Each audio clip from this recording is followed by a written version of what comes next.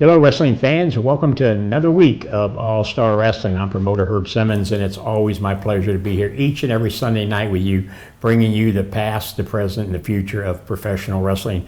As we talked about every week, we talk about those four words, wrestling at the chase. That's what we're doing. We're keeping those memories and the legacy of wrestling at the chase alive. The days of Sam Muchnick, Larry Matisek, Gene Kaniski, Bulldog Bob Brown, Harley Race, King Kong Bruiser Brody, Ric Flair, and the list goes on and on of all the greats that came into our living room every Saturday and Sunday on that little 12-inch black and white TV when I first started watching it.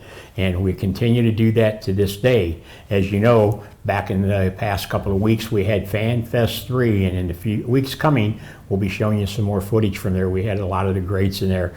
Tito Santana, Abdullah the Butcher was there, the Rock and Roll Express, Baby Doll, the Boogeyman, you name it. Just a list of all the legends took place in SICW Fan Fest 3. Will there be a Fan Fest 4? Time will tell. Some want it. I'm on the fence right now, but we'll talk about that in the weeks to come. But what a weekend we just had. I'm telling you, we started off in Shawneetown, Illinois.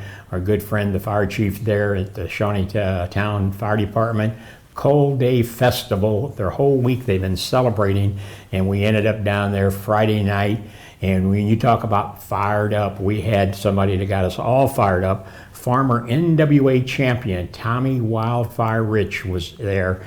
And what a night that was. Him and Attila Khan, an old-fashioned Shawneetown street fight. And I'm telling you, the fans loved it. And if that wasn't enough, he kept us fired up until we went to Collinsville, Illinois, the next night on Saturday at the Fireman's Hall. And boy, that fight continued all the way back to Collinsville, Illinois. Tommy Wildfire Rich, like I said, one of the all-time greats. At one time was the #1 baby. Well, the good guy, they loved him everywhere he went in that squared circle. It was great having Tommy with us. And if that wasn't enough, Sunday we did TV tapings, and he was part of that before he had to jump back on that jet and get back to Myrtle Beach. But it was always great having Tommy Wildfire with us. And I tell you, the road that SICW on is nonstop. We're traveling all over. And when we come back from this commercial break, we got a very special guest with us that's going to talk about where we're going to be next Saturday. So stay tuned. We'll be right back.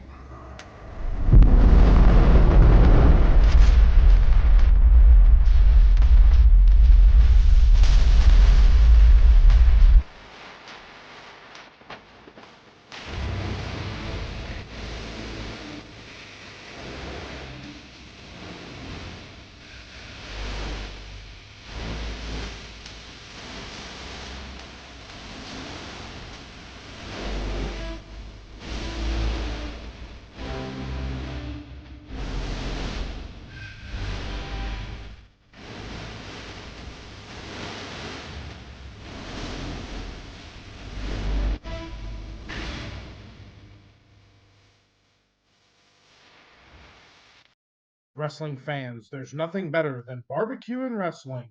When you're hungry, stop by Mr. Barbecue with 2 locations to serve you in Columbia and Waterloo, Illinois. Great barbecue, cold beverages, and SICW wrestling. Well, there you have it, fans. Another great sponsor for SICW Classic All-Star Wrestling. And I told you, a very special guest with us, one of our great friends from Worldwide Technology Raceway. I'm talking about the general manager, vice president of operations. He's everything to do with that big racetrack, and I'm so happy to have him with us here today, Mr. Chris Blair. Chris. Hey, thanks. It's always a pleasure to have you. You've been on the show before, so you're back now, so that means one thing. What's that? We got a big show coming up. We've got an amazing show coming up next Saturday at Worldwide Technology Raceway. We're kicking off the first big event of the season. This year, IndyCar, we did some changing around on our schedule, so we've got the IndyCar race coming into town. And we've added something new to the show this year. We're working with Downstate Illinois Tourism and Department of Tourism for the Route 66 Festival. So the 100th anniversary of Route 66 is coming up. And so we're kind of the official kickoff for that big show. So we're making the Saturday and Sunday of IndyCar race even bigger and better than ever before. So on Saturday night we've got Cracker, the rock band Cracker playing. On Sunday, Soul Asylum and Sponge. So we've added that concert element. We've added more fireworks into the show. Lots of great activities. A big USAC Silver Crown race on Saturday, late Saturday evening. But leading up to that race on Saturday, we've got some amazing SICW championship wrestling right there on the midway. And, we experimented with it last year. The fans loved it. The race fans loved it. I think we made a whole lot of new wrestling fans. I think we turned a lot of wrestling fans into racing fans. And everybody's excited about having it come back again. So next Saturday is going to be a fantastic day. Great way to kick off Father's Day weekend. Father's Day weekend, and we've been talking about it, but you talked about last year. We still have fans that show up to our local shows, talk about the great time they had, just how it's just a small community right there, on the midway. And they made a lot of new friends, got to talk to a lot of the race car drivers. And so I think it was a great crossover, and all the wrestlers loved it. In fact, a lot of them has called me and said, hey, are we going to do the show? Can I be on it? So they're excited. One guy that's really excited about it is a friend of yours, maybe not so much, Big Nasty Glenn Williams. For all you who follow us, know that Big Nasty Glenn Williams has never lost for words. And him and Chris, since last year, let's just say didn't see eye to eye, and they had a difference of cake flavor. That's exactly right. He said he had a surprise for me for my birthday, and he delivered it over here one night at Belleville. And there's going to be something coming down the road. Let me just say that we've got a few chances this year where I think Big Nasty is going to get a taste of his own medicine or his own cake before he's going to have his cake and eat it too. This year at Worldwide Technology Raceway. Well, for guarantee you that. For you fans who were with us, in fact, we'll find that in the archives, and we'll show you what we're talking about, because it was uncalled for. Chris was our guest at the Belle Claire Fairgrounds, talking about all the great shows that we had coming up there, and Glenn thought that you were involved or taking over his promo time, as he called it. So I'm sure Glenn Nasty will see this, and he'll have a few words to say. He always does. But Worldwide Technology Raceway is on fire. Herb, one thing we've been waiting for is to make the announcement about this year's events, because I didn't know they were going to have SICW. We had to wait until all that got sold up. And I'm happy to say we're going to do our Ruckus at the Raceway series again this year. So we're going to be having the wrestling on the midway. All you guys are going to be coming back, and we'll announce those dates at the March 1st event right here. We'll make it all official.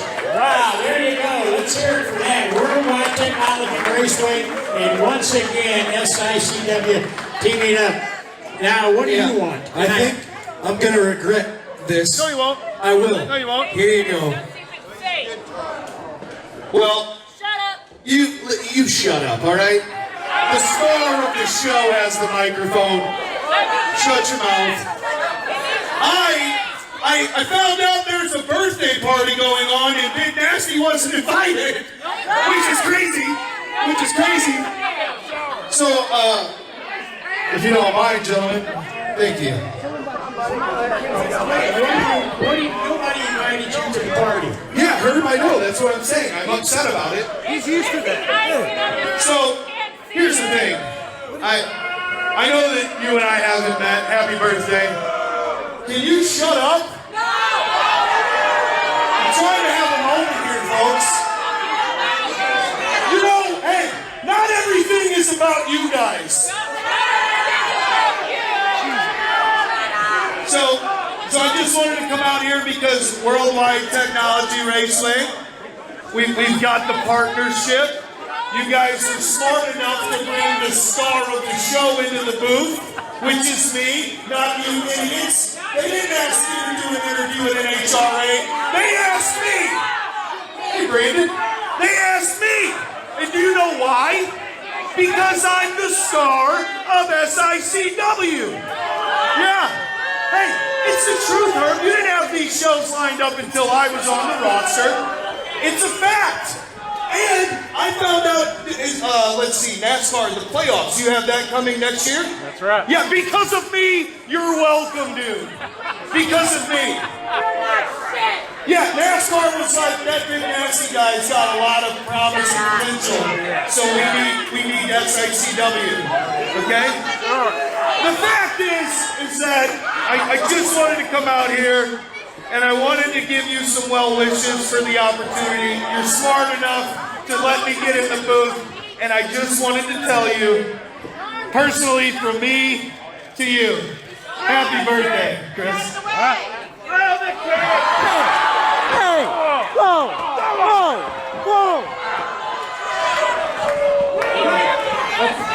You were.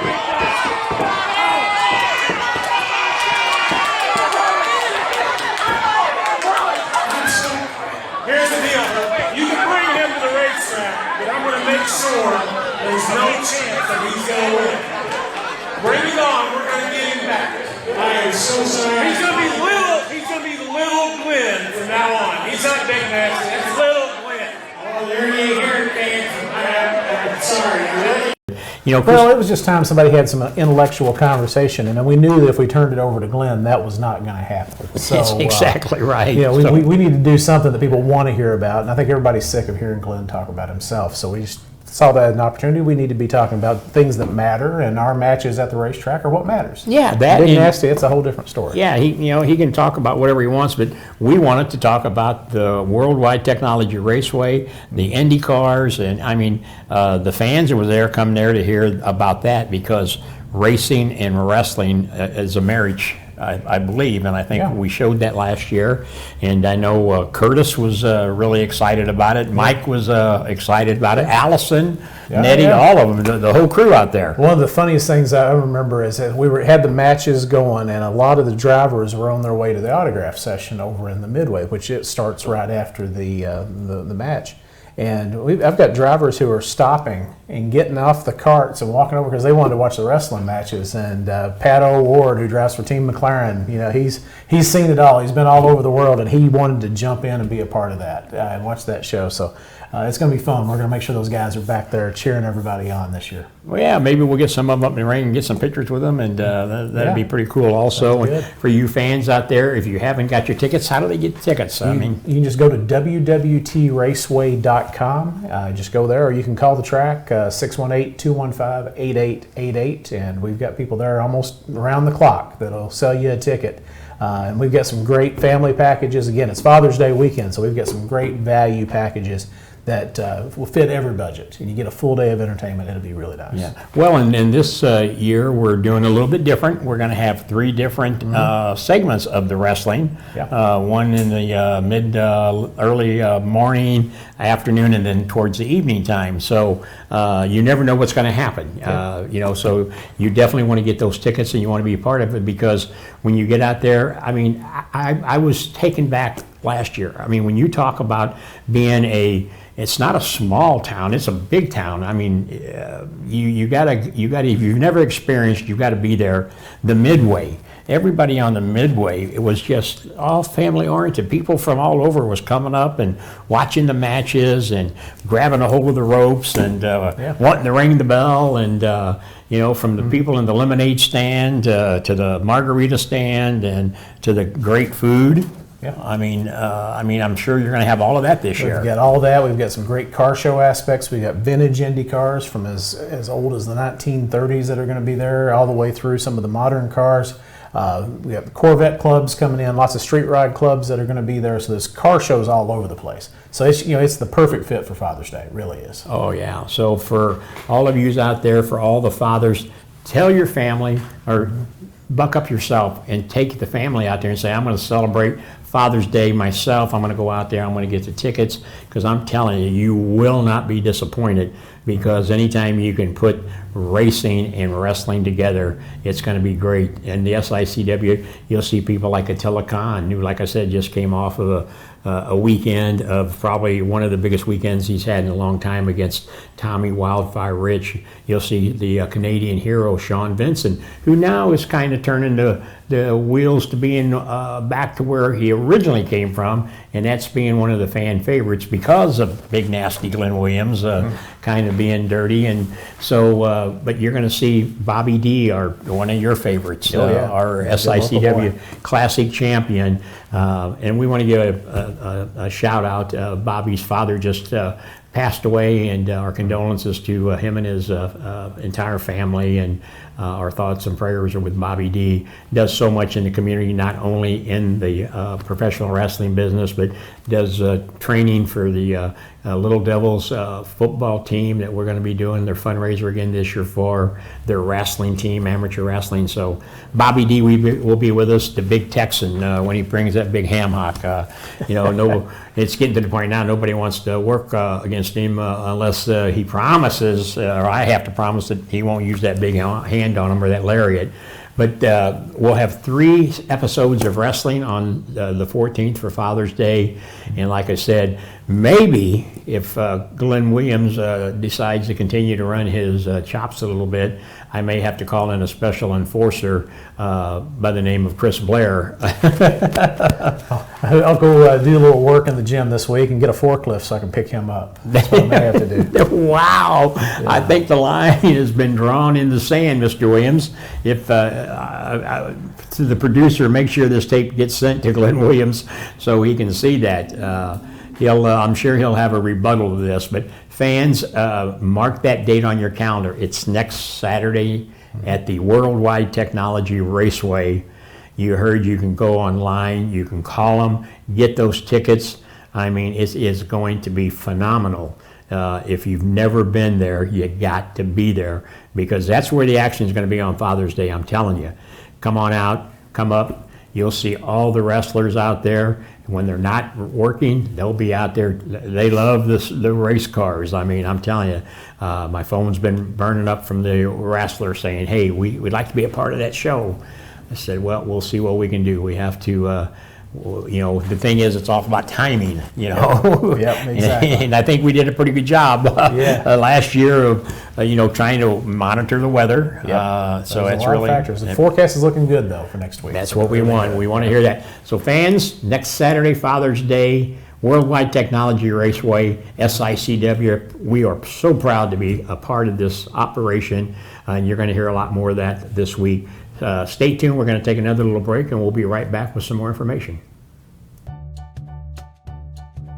Hey everybody, What Were They Thinking is proud to be a part of the show with Herb Simmons at SICW. Show some enthusiasm, Joe. Put on a damn bow tie. We got Herb Simmons. We got the Kill Arena. We got St. Louis, where Mr. Briscoe is in the Hall of Fame. What Were They Thinking? It's available on Backstage Pass. Sports Ketas, our buddies. We talk about the wildest, the craziest, the dumbest, the insane moments in wrestling history that I'm proud to be a part of, because Mr. Briscoe, you're the one that hired me. And I don't know what I was thinking when I did that, John.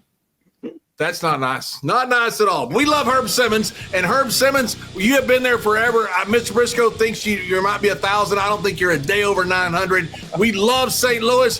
What were they thinking, Backstage Pass?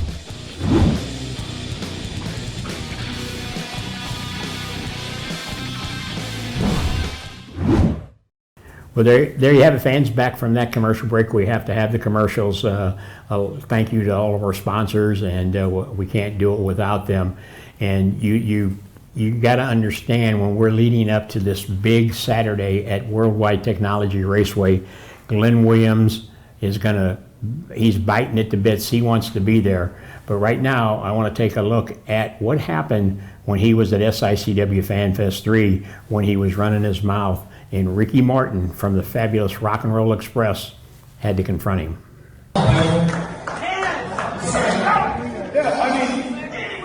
Here's the thing. I know this is not being done for you. Yeah, because I'm in my heyday and you're far past, you know what I mean? Yeah. First of all, I got more sound time than Mom.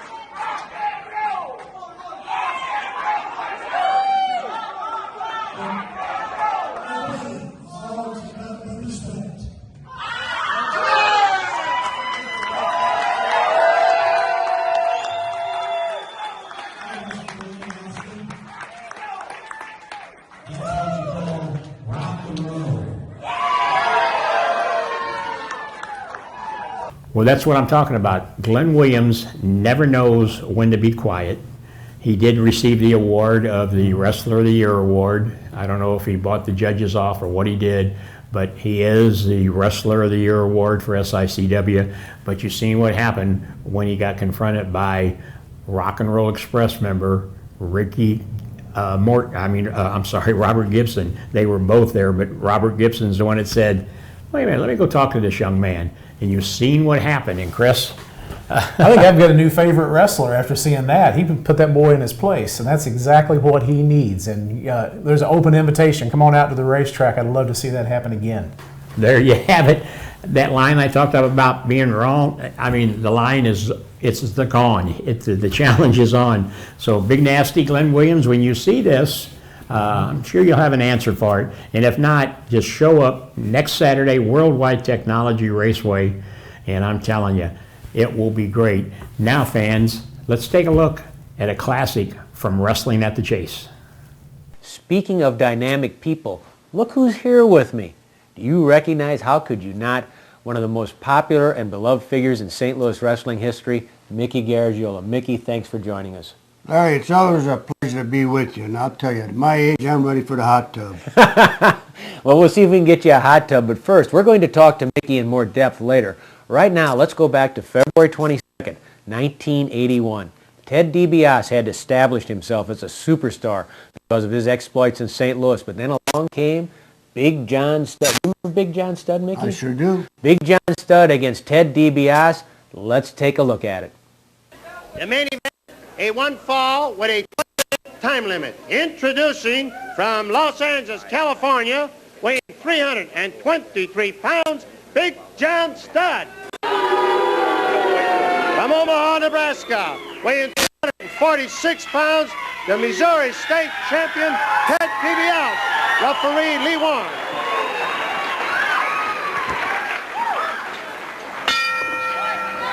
Big John Studd. He demanded this opportunity, and he has it now against the Missouri State Champion, Ted DiBiase. Studd, 6'9", 300... People are going to find out how tough I am now. Studd says, tell the people you're going to find out how tough I am now. All 323 pounds of him.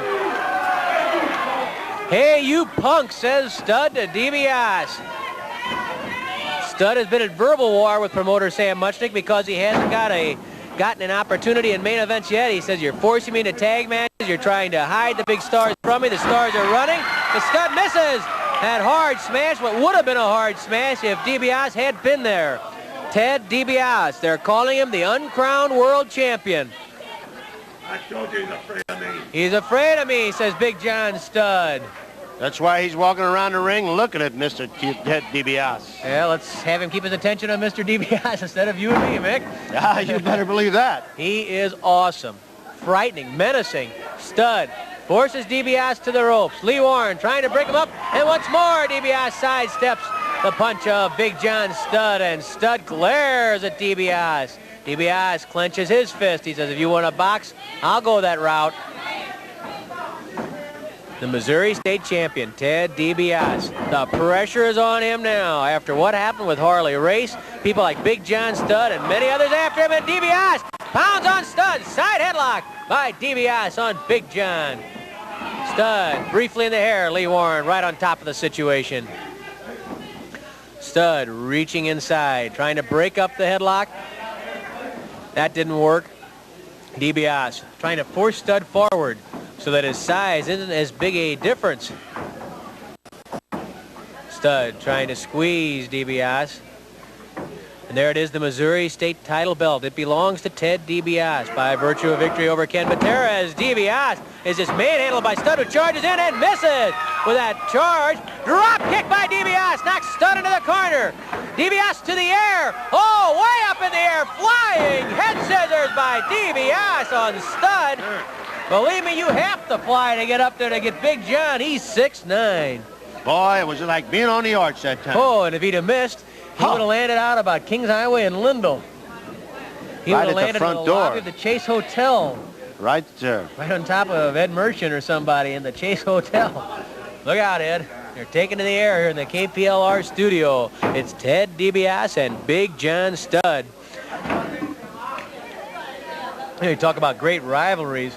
Well, it looks like one is maybe nearing some sort of climax because Sam Muchnick has finally managed to land Dick Murdoch against King Kong Brody. Talk about big news and talk about a wild affair that will be. Murdoch's been complaining that Brody is hiding from him, running from him, hiding behind tag team partners like Andre the Giant and Dick the Bruiser. His complaint much the same as Big John Studd. But now Murdoch and Brody can settle it head to head, one-on-one.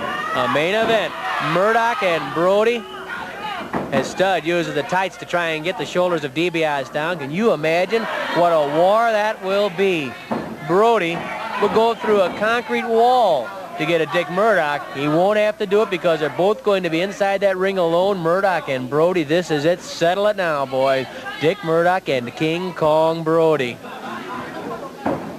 It's DiBiase with the side headlock on Big John Studd. You remember that Murdoch and Brody were once a very efficient tag team combination. But Murdoch, he's not the easiest guy in the world to live with. He's ended up with more enemies than friends. I can guarantee you that in tag team matches. But Brody is one enemy who won't go away. He won't be satisfied until he crushes Murdoch. And now the opportunity is at hand. Flying tackle. Oh, look out, Ted. Flying tackles don't work too well on Big John Studd. Oh, back rolling cradle might. Try for a pin, and Studd pushes DiBiase away. Oh, DiBiase charged in, and Studd was waiting. Caught him with a blast to the stomach. DiBiase hurled to the ropes by Big John, and he bangs the elbow into the top of Ted DiBiase's head. DiBiase might be a little quicker than Studd, but I'll tell you that Studd can use his head too. He has good ring instincts. Don't forget, he was trained by Killer Kowalski.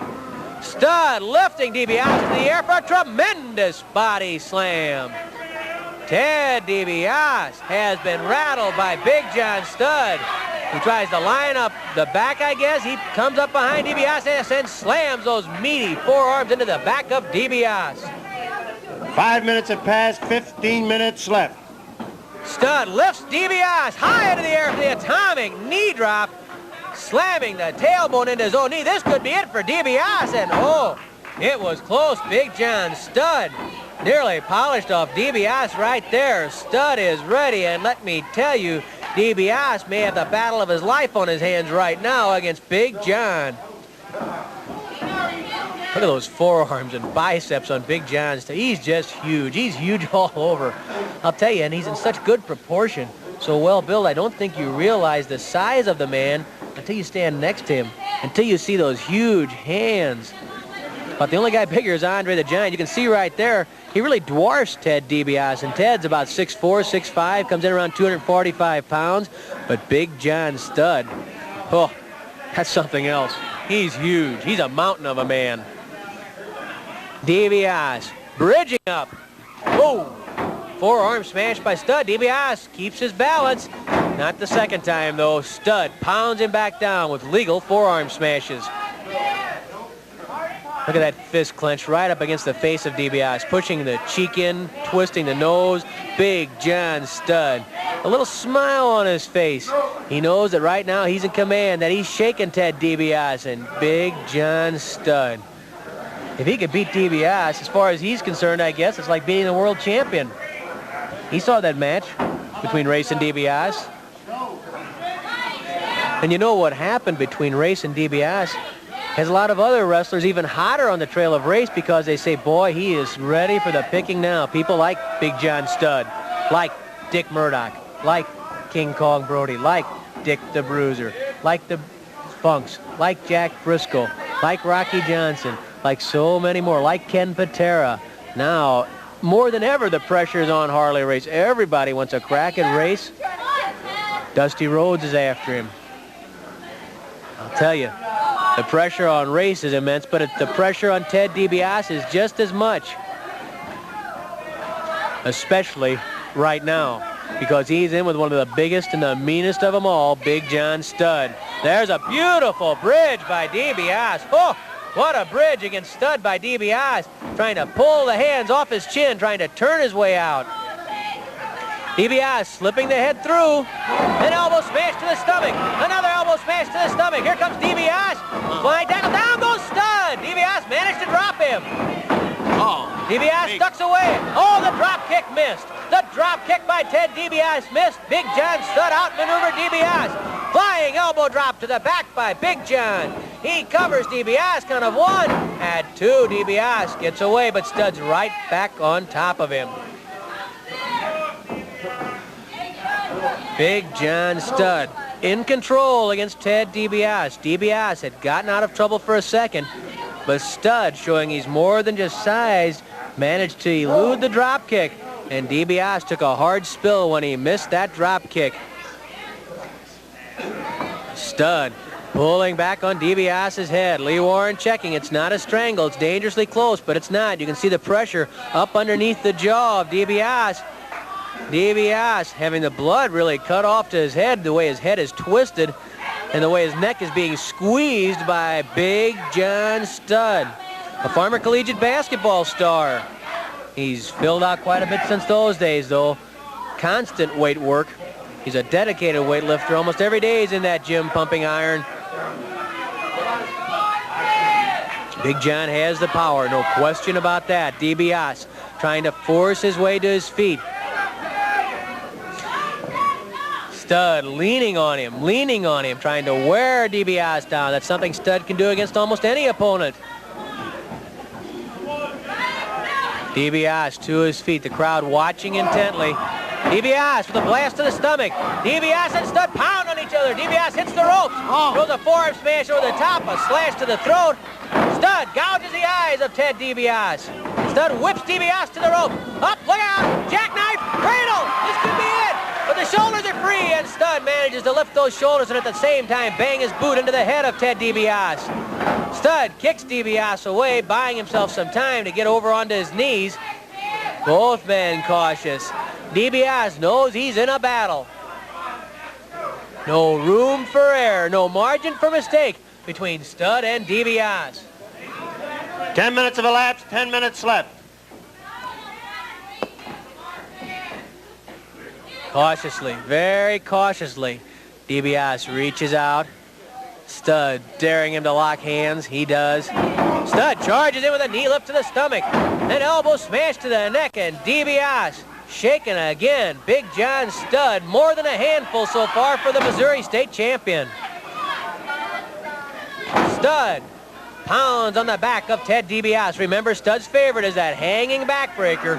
DiBiase pushes the ropes. Oh, he comes off backwards, that back exposed, and Studd bangs home the forearm to the lower back of Ted DiBiase. And I think the crowd here is starting to sense that DiBiase is really getting into trouble. Backbreaker, the backbreaker by Big John Studd. He's manhandling the Missouri champion. DiBiase got that shoulder up. He's in trouble. He's got to turn this thing around if he can, because Studd is slowly but surely wearing him down. Oh, the whip is reversed. Studd hits the corner. DiBiase, here's his chance. He hurls Studd across the ring, charges. Oh, and misses. He went right through the ropes and hit the steel ring post. DiBiase trying a flying tackle in the corner. Studd got out of the way, and DiBiase hit the ring post. Oh, he's in trouble now, if he's ever been in trouble in his life. Big John Studd got out of the way, and DiBiase hit the ring post. Studd grabs DiBiase, pulling him up onto the apron, suspending him backwards, and slams that forearm into Ted DiBiase. The Missouri State champion kicked off the apron by massive John Studd. The crowd boos at Big John. But DiBiase is in real trouble now, and I have to tell you, so far Studd is backing up his word. DiBiase up on the apron. Studd grabs him there. Again, bends him backwards and slams that forearm into the chest. A knee into the back. DiBiase hung up on the ropes, and Studd battering DiBiase. Studd just battering DiBiase. Lee Warren trying to control Big John Studd. The count is 20, and Ted DiBiase may need it all. In fact, he may still be out there at 20. In that case, Big John Studd's going to be the winner. DiBiase up on his knees now.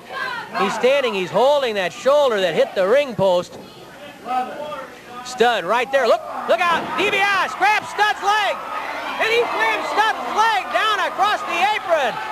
Again, DiBiase DiBiase slamming the leg of Stud over the apron.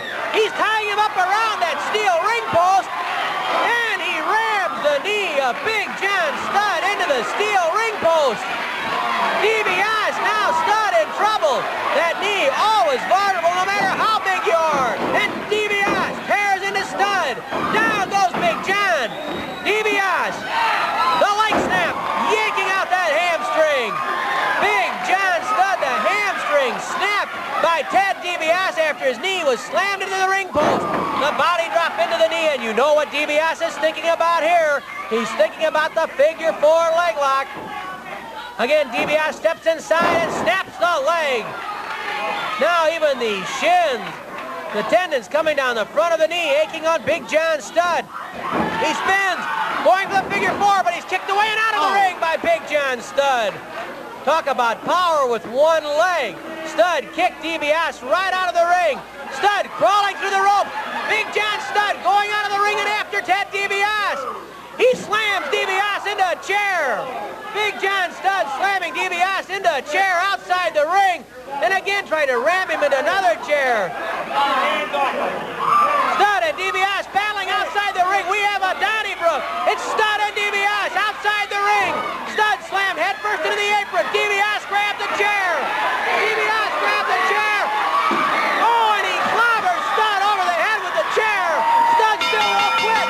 Both men outside the ring. The match is being stopped. They're outside the ring 20 seconds. They're trying to restore order. Studd slammed into the steps. Big John, look out!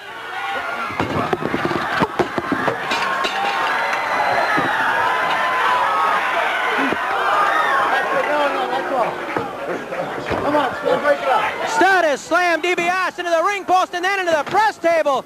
Studd battering DiBiase outside the ring. And I have to tell you, DiBiase, he's trying to go out after Studd. He's going with a chair out towards the dressing room. The referees, the guards, the police trying to restrain him. Lee Warren, both been counted out. Been counted out. A draw. Both counted out. We'll make it official and hear from Mickey Garagiola, who'll be going into the ring and give us an official call. What a Donnybrook. The Missouri State title belt will be returned to Ted DiBiase, but I'll declares this match a draw. Big John Studd said if he ever got a chance in St. Louis at some of the big stars alone, one-on-one, he would make them pay. And, John, I have to admit, you gave Ted DiBiase all he could handle. Absolutely. You know, a couple weeks ago, a week ago, a month ago, I don't even remember when, but I saw Ted DiBiase beat Harley Race right in the Q Auditorium. Am I right or wrong? He beat him right there. Now, I want to wrestle Ted DiBiase. I met him right here in the ring. He gave me his best. He did everything he could to try to stop John Studd, but he came short. Whatever he did, I countered. When he tried to get tough, I got tougher. When he tried to get strong, I got stronger. Now I want another match with DiBiase. I don't want it. I'm demanding it. Well, I have to admit that everybody said, well, Big John Studd, he's just big, but you proved different. You outmaneuvered him a couple of times in the drop kick and on that flying tackle he missed. I'm big, I'm strong, but I know how to wrestle, and I know how to beat punks like DiBiase. But DiBiase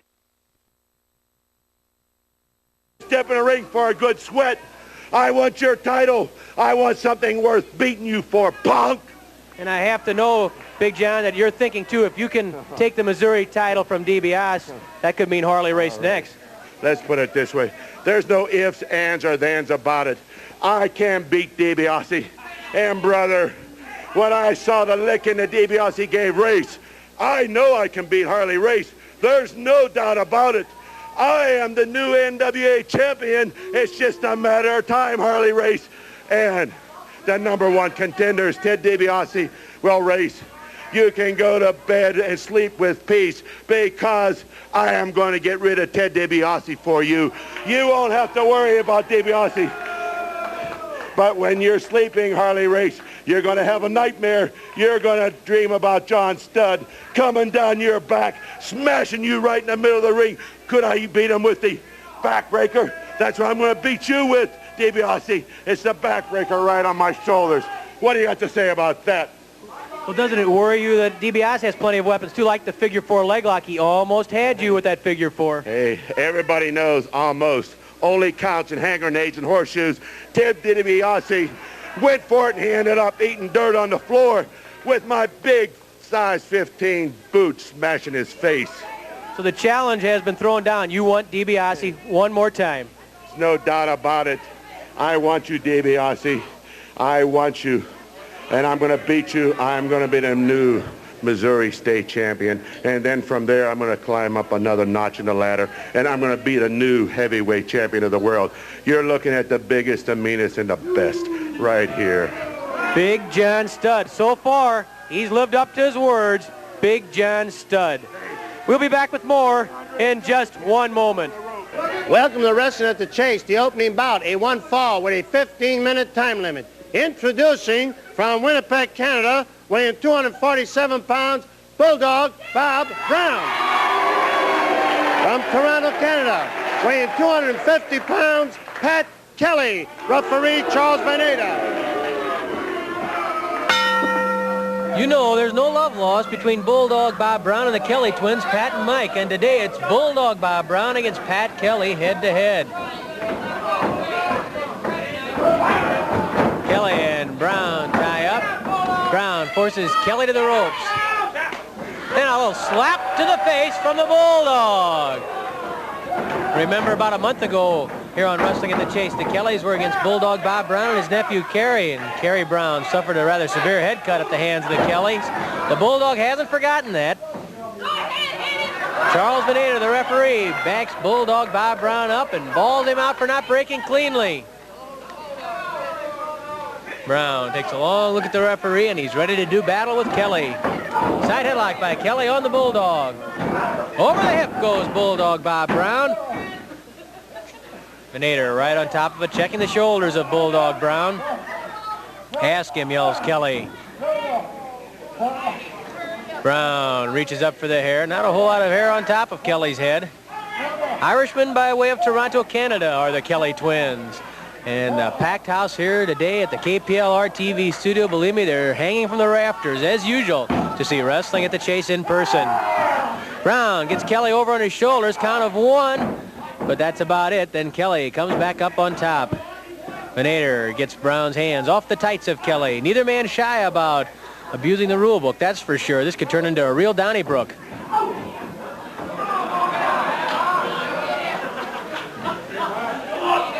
Side headlock by Pat Kelly on Bulldog Bob Brown.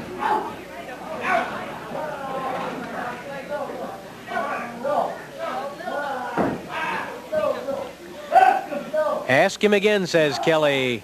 And Bulldog Bob Brown, his head forced forward, having some problems early in the match with Kelly. The Kelly twins, the only twins active in professional wrestling today, and I'll tell you, looking back through the annals of wrestling, it's very, very difficult, if not impossible, to find any other pair of twins active in wrestling. Certainly, Pat and Mike are really identical. They are so much alike, it's almost unbelievable. Count of one, Brown gets a shoulder up. Kelly trying to get over the shoulders of Bulldog Brown, use his weight against Brown and on the shoulders. You can see Bulldog trying to rough up the face, using his hand across the eyes, across the bridge of the nose of Kelly, trying to rough him up, get his vision a bit blurred. Now he reaches for the beard of Kelly. Veneta stops that quickly.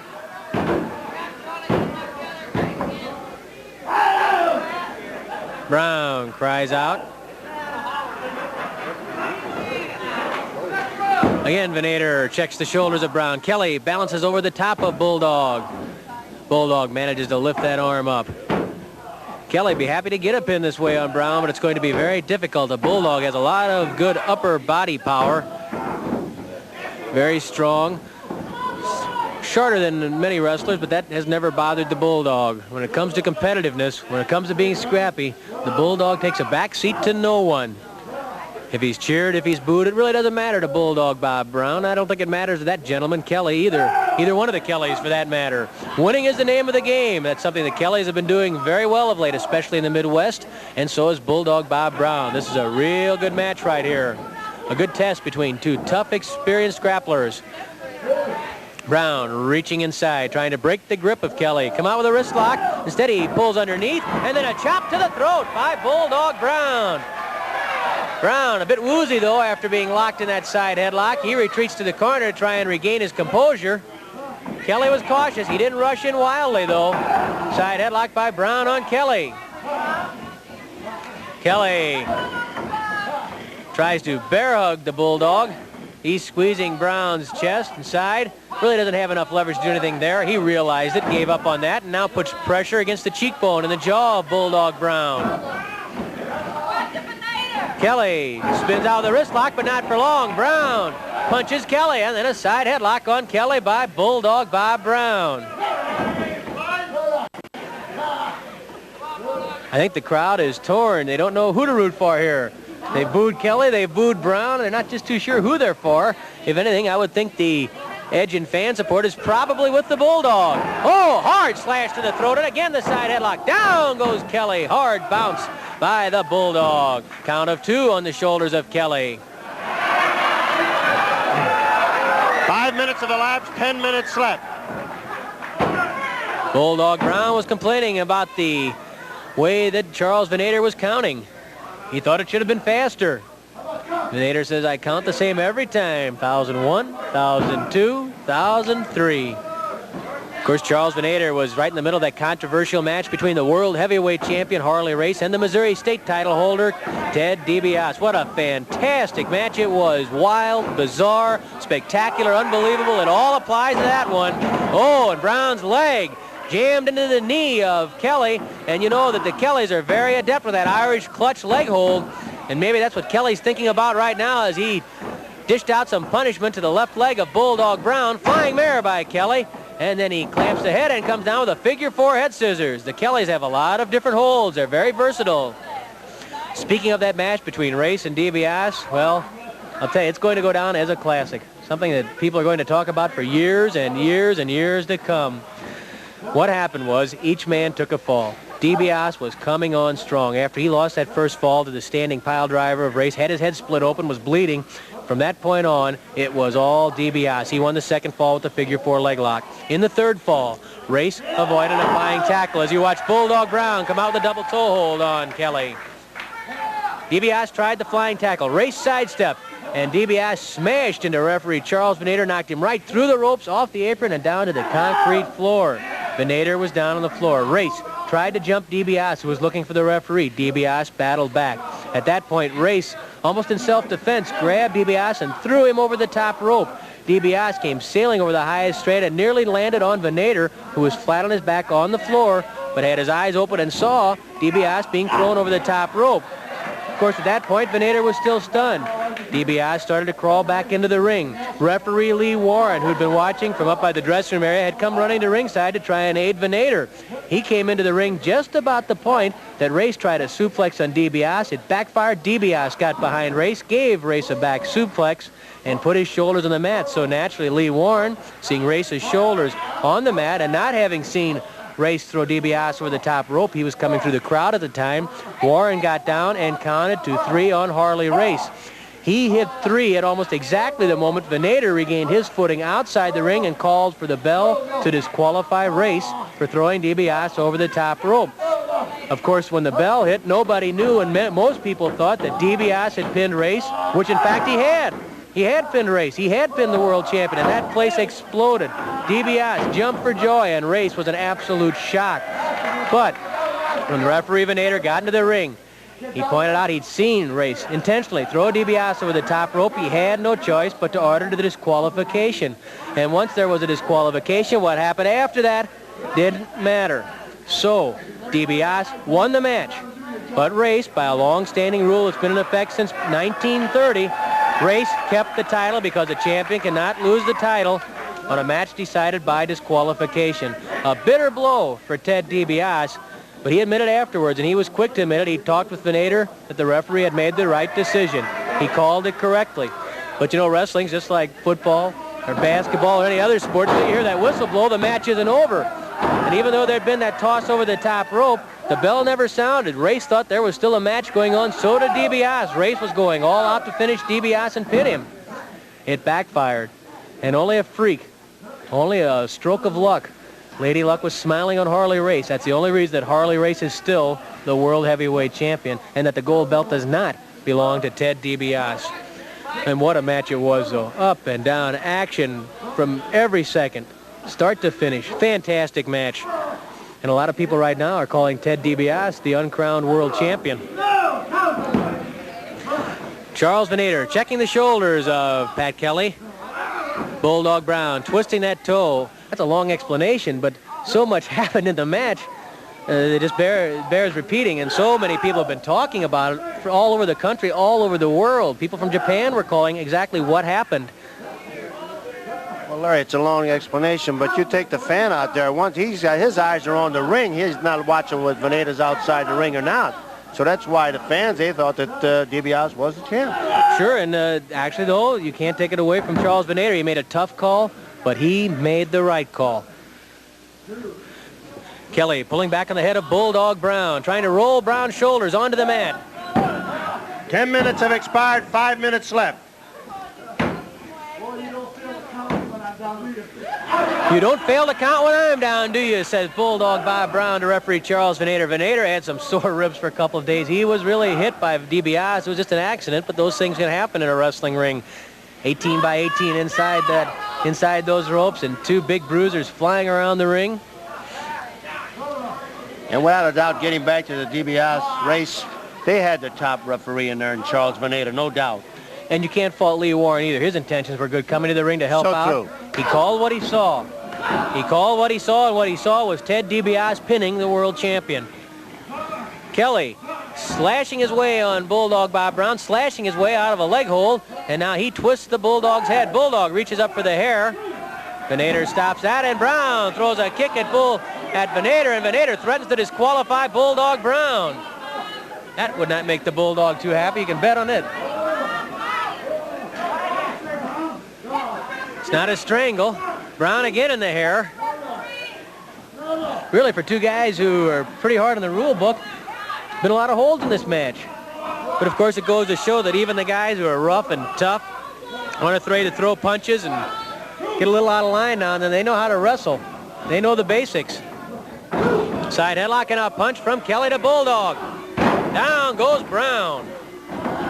Kelly covers Brown, but he can't keep him down. Knee drop to the chest by Kelly. Count of one. Brown shoves Kelly off. Kelly stomps on the Bulldog and then clamps the head once more. Pat Kelly trying to wear down Bulldog Bob Brown. 1, 2, 3. Kelly leaning into it. He has good balance. You can see how that back leg is out, the right leg out, so he can really lean into the neck, and now he goes to cross arm grip across the neck of Bulldog Brown. 3 minutes left, 3 minutes. Pat Kelly with the cross arm neck lock, really more than a headlock on Bulldog Bob Brown. Brown trying to struggle to his feet. Kelly really leaning in on him. Brown yells out of Venator, "Get away from me," when Venator asks him if he wants to quit. Bulldog doesn't quit.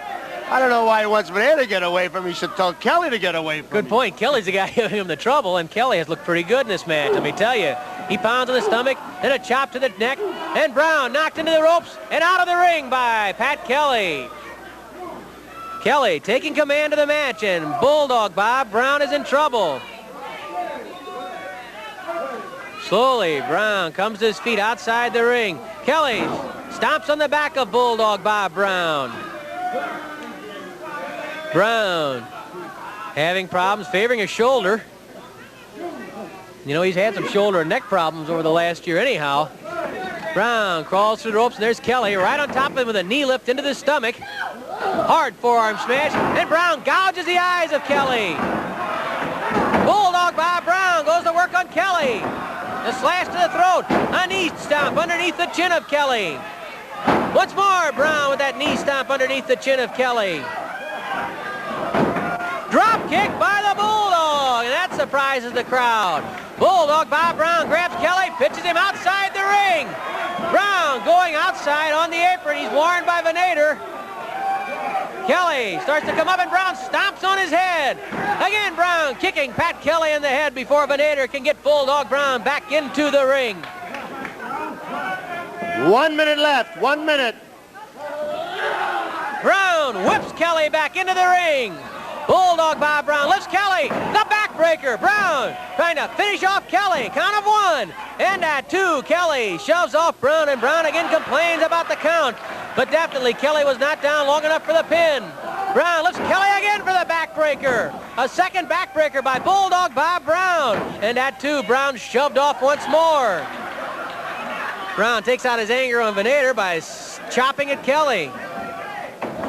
Brown lifts Kelly. Look out! Hey, small package, front rolling cradle by Kelly. Count of 1, 2. Oh, and Bulldog Bob Brown was nearly pinned right there by the small package hold of Pat Kelly. Kelly forces Brown into the corner. Forearm smash from Pat Kelly. A punch to the head. Brown reaches for the eyes. He grabs Kelly and slams Kelly's head into the top turnbuckle. Flying Beal by the Bulldog. Brown lifts Kelly. Double knee stomp. Kelly knocked down by Bulldog Brown. Here comes the leg drop. There is the leg drop, but it's too late because there's the bell, and the time limit has expired. This match between Bulldog Bob Brown and Pat Kelly ends in a 15-minute draw. Brown complaining about the time. The Venator saying it's not my fault. The time ran out, and that's it. It's a draw, and here's Mickey Garagiola. With time running out, referee Charles Venator declares the match a draw. Well, there you have it, fans. Another great classic from Wrestling at the Chase. And man, when I hear Larry Matisek calling that action, nobody could call it like him. I miss him dearly, miss Sam.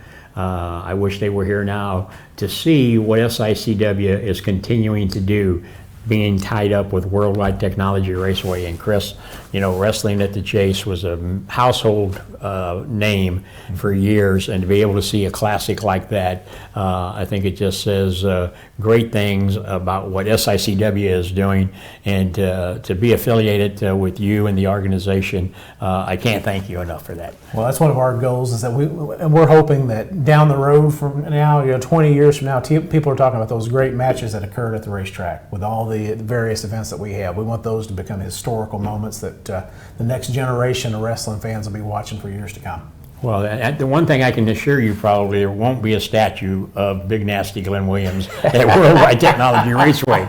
So Glenn, I know that's what you're going to want, but I don't think that's going to happen.